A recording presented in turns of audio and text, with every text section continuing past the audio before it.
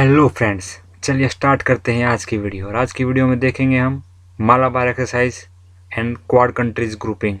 तो चलिए video start करने से पहले जल्दी से वीडियो को लाइक एंड शेयर कर दीजिए अपने दोस्तों के साथ। तो चलिए स्टार्ट करते हैं आज की वीडियो।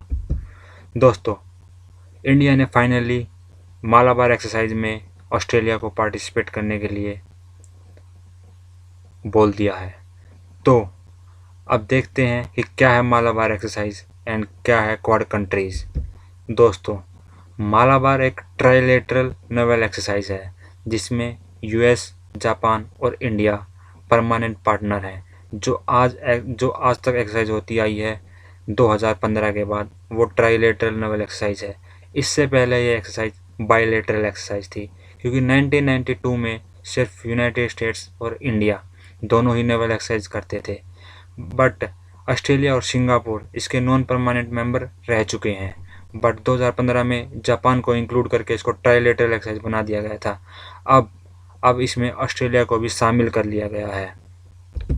तो दोस्तों, जो क्वाड्रिलेटरल सिक्योरिटी डायलॉग हुआ था अभी कुछ दिन पहले, तो वो एक इनफॉर्मल स्ट्रेटेजिक फोरम है जिसमें 4 कंट्रीज यूएसए, जापान, ऑस्ट्रेलिया और इंडिया, इनकी हमेशा सेमी रेगुलर समिट होती रहती हैं, जिसमें ये इंफॉर्मेशन एक्सचेंज और मिलिट्री ड्रिल के बारे में ये डिस्कस करते रहते हैं। तो दोस्तों, ये ग्रुपिंग 2007 में प्राइम मिनिस्टर शिंजो एबे, जो जापान के प्राइम मिनिस्टर थे, उन्होंने इसकी इनिशिएट लिया था। तो उसके बाद अब इसको दोबारा 2017 में स्टार्ट किया गया है।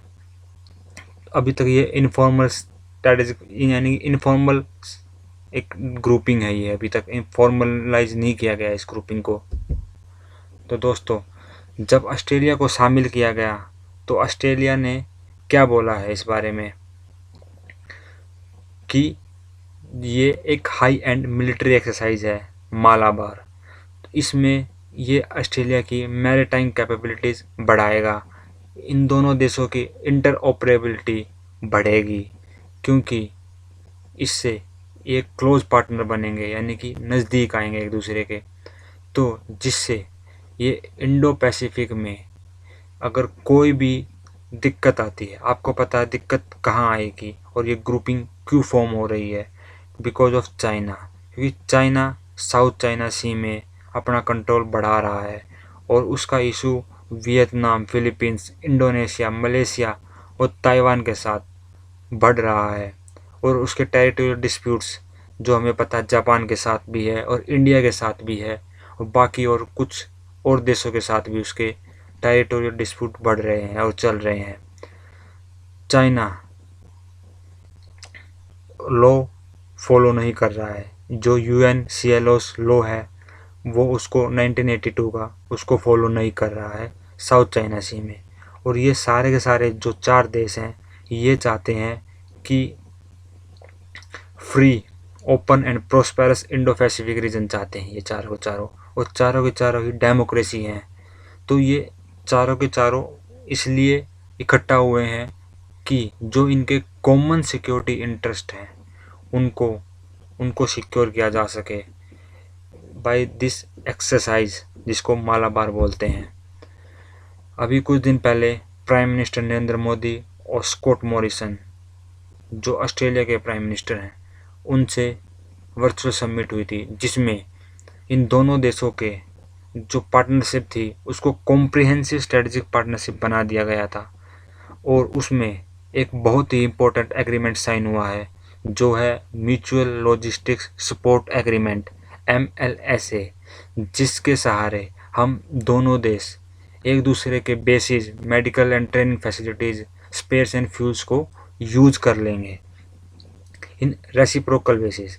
ये एग्रीमेंट इंडिया ने लिमोआ, जो logistics exchange memorandum of agreement है, वो USA के साथ 2016 में पहले ही साइन कर लिया था। और इस साल इंडिया ने जापान के साथ भी ACSA, जिसको बोलते हैं acquisition and cross service agreement, वो जापान के साथ साइन कर लिया। यानी कि इस साल इंडिया ने जापान और ऑस्ट्रेलिया के साथ ये लॉजिस्टिक एग्रीमेंट साइन किए हैं, जिससे ये सारे के सारे देश मिलकर जो पीस और स्टेबिलिटी है वो रीजन में लेके आएंगे, क्योंकि चाइना अपनी रीच बढ़ा रहा है। वो चाहे जापान हो, उसका डिस्प्यूट जापान के साथ भी है, और ऑस्ट्रेलिया के आसपास के आइलैंड तक चाइना पहुंच रहा है।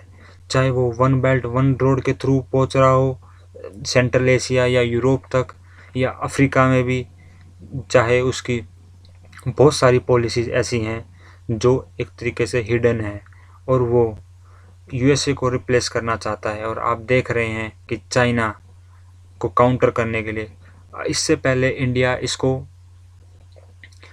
ऑस्ट्रेलिया को रेजिस्ट कर रहा था, क्योंकि हमें पता था कि अगर हम इसको अलाउ करेंगे ऑस्ट्रेलिया को तो हमारी जो बाउंड्री डिस्प्यूट्स हैं वो और बढ़ सकती हैं। बट ये सही मौका है, क्योंकि हमारी डिस्प्यूट्स अभी चल ही रही हैं, तो इंडिया ने जो डिफेंसिव पॉलिसी थी उसको हट के अब ऑस्ट्रेलिया को पार्टिसिपेट करने के लिए बोला है। और इंडिया 2+2 डायलॉग जापान और यूएसए के साथ पहले ही कर रहा है मिनिस्ट्रियल लेवल पर। तो ग्रेटर मैरीटाइम कोऑपरेशन के लिए ये मालाबार एक्सरसाइज में ऑस्ट्रेलिया को शामिल करना जरूरी था, और जो इंडिया ने सही किया है। तो दोस्तों आज की वीडियो में इतना ही। Thank you so much.